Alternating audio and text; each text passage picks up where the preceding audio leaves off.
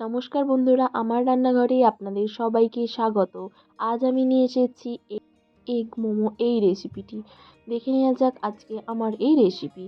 অবশ্যই ভালো লাগবে খেতে, আপনারাও এইভাবে বানিয়ে নিতে পারেন। এর জন্য আমি কেটে নিয়েছি দুটো ক্যাপসিকাম, কিছুটা ধনেপাতা কুচি, কিছুটা পেঁয়াজ কুচি, 4 থেকে 5টা কাঁচা লঙ্কা, 1 চামচ আদা রসুন বাটা। আর স্যুপটা তৈরির জন্য আমি কেটে নিয়েছি সরু সরু করে গাজর কুচি, একটা ক্যাপসিকাম, কিছুটা পরিমাণে আদা রসুন কুচি করে নিয়েছি, 1/2 চামচ গরম মশলা, স্বাদ মতো লবণ। এবার অন্য একটা কড়াই নিয়ে তাতে তেল গরম হয়ে এলে দিয়ে দেব আদা রসুন কুচিগুলো, হালকা করে ভেজে নেব। তারপর দিয়ে দেব ক্যাপসিকাম কুচি, দিয়ে কিছুক্ষণ নাড়ব। একটু ভাজা হলে তার মধ্যে দিয়ে দেব গাজর কুচি। খুব বেশি ভাজার দরকার নেই, এরপর জল দিয়েও কিছুটা সেদ্ধ হয়ে যাবে। তারপর দিয়ে দেব স্বাদ মতো লবণ, দিয়ে দেব কর্নফ্লাওয়ার গোলা, দিয়ে দেব 1/2 চামচ মতো গোলমরিচ গুঁড়ো, দিয়ে দেব 1 চামচ সয়া সস। সবটা ভালো করে একটু নাড়াচাড়া করে নিয়ে কিছু নামিয়ে নেব। তারপর অন্য একটা পাত্রে নিয়ে নেব 4টে ডিম।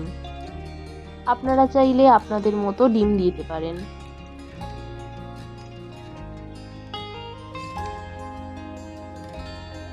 তারপর দিয়ে দেব সামান্য লবণ, দিয়ে ডিমটাকে ভালো করে ফেটিয়ে নেব।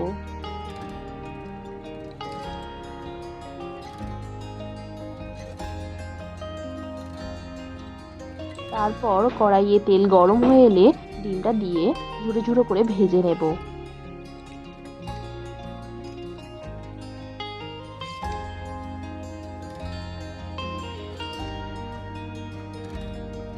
খুব বেশি লাল করে ভাজার দরকার নেই, কিছুক্ষণ নাড়াচাড়া করলেই ডিমটা ভালোভাবে ভাজা হয়ে যাবে।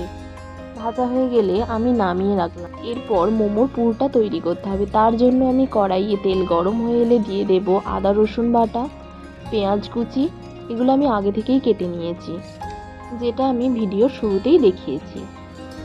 এরপর কিছুক্ষণ পেঁয়াজটা ভাজা হয়ে এলে তারপর দিয়ে দেব ক্যাপসিকাম কুচি, লঙ্কা কুচি, দিয়ে দেব স্বাদ মতো লবণ, দিয়ে দেব 1 চামচ সয়া সস, দিয়ে দেব 2 চামচ টমেটো সস। এরপর কিছুক্ষণ আরও ভালোভাবে নাড়াচাড়া করে নেব। তারপর শেষে দিয়ে দেব ধনেপাতা কুচি, দিয়ে দেব 1/2 চামচ গোলমরিচ গুঁড়ো, দিয়ে নামিয়ে নেব।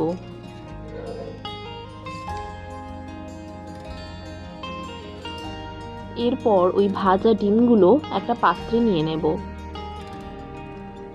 তার মধ্যে এই ভেজে রাখা পুরটা দিয়ে দেব, দিয়ে ভালো করে পেস্ট করে নেব। ওই মশলাটার সঙ্গে ডিমগুলো ভালো করে মাখিয়ে নেব, যেন ডিমগুলো একদম বড় না হয়ে থাকে। ডিমগুলো ভালোভাবে পেস্ট না হলে মোমোর মধ্যে পুর ভরতে খুবই অসুবিধা হবে, তাই ভালোভাবে আমি মেখে নিলাম। এরপর অন্য একটা পাত্রে নিয়ে নেব 400 গ্রাম মতো ময়দা, দিয়ে দেব 2 চামচ কর্নফ্লাওয়ার। গরম জলে মাখবো, আর গরম জল দিয়ে মাখাটা খুবই গুরুত্বপূর্ণ, তবে আমার ডোটা ভালোভাবে তৈরি হবে। আপনারাও এইভাবে বানিয়ে দেখুন, দুর্দান্ত খেতে হবে। আমার ভিডিওটা শেষ পর্যন্ত দেখার অনুরোধ রইল, আর ভালো লেগে থাকলে আপনারাও এইভাবে বানিয়ে দেবেন। আর লাইক কমেন্ট শেয়ার করতেও ভুলবেন না কিন্তু। দেখুন আমার ডোটা পুরোপুরি ভালোভাবেই তৈরি হয়ে গেছে। এরপর আমি আধ ঘন্টা রেখে দেব। আধ ঘন্টা পর ঢাকনা খুলে আর একবার ভালো করে মেখে নেব। এরপর ডো থেকে লেচি কেটে নেব একটা করে। তারপর খুব পাতলা করে ময়দা দিয়ে বেলে নেব। এতে কোনো আমি তেল ব্যবহার করছি না, শুকনো ময়দা দিয়ে বেলতে হবে।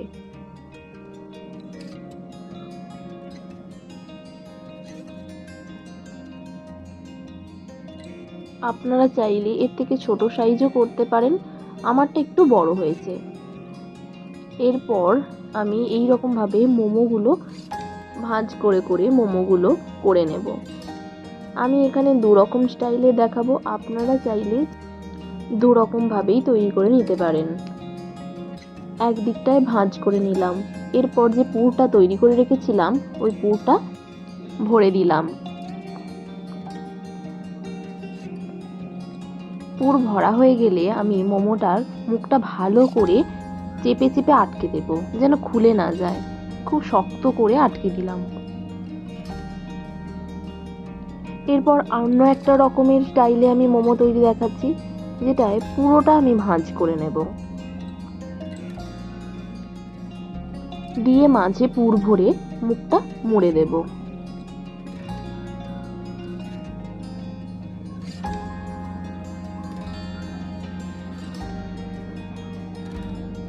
এইভাবে মুখটা চেপে ঘুরিয়ে ভালো করে বন্ধ করে নেব।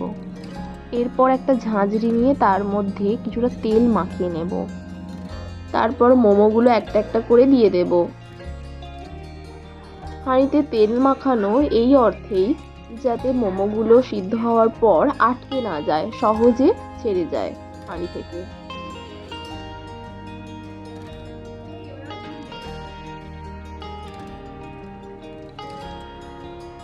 এরপর অন্য একটা হাঁড়ি নিয়ে তাতে জল ফুটতে দিয়ে তার উপর চাপিয়ে দেব ওই মোমোর ঝাঁঝরিটা। এরপর একটা ঢাকনা দিয়ে মুখটা চাপা দিয়ে দেব। 15 মিনিট মতো সেদ্ধ করতে দেব। তারপর ঢাকনা খুলে দেখলাম মোমোটা আমার ভালোভাবে সেদ্ধ হয়ে গেছে, কাঠিতে আমার একটুও লাগছে না।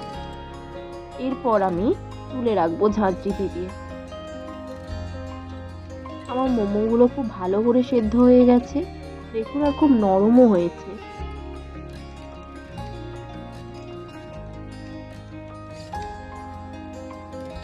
দেখুন আমার রেডি হয়ে গেছে রেস্টুরেন্টের স্টাইলের এগ মোমো। এই চাটনিটা দিয়ে মাখিয়ে খেতে দুর্দান্ত, খুব নরম হয়েছে আর খেতেও খুব ভালো হয়েছে। তৈরি করতেও বেশি সময়ও লাগবে না আর খুব বেশি উপকরণেরও প্রয়োজন নেই, খুব সহজেই তৈরি করা যায়। আমার এই ভিডিওটা ভালো লেগে থাকলে আপনারাও এইরকমভাবে এগ মোমো তৈরি করে নিতে পারেন। আজ এই পর্যন্তই। ভালো থাকবেন, সুস্থ থাকবেন, ধন্যবাদ।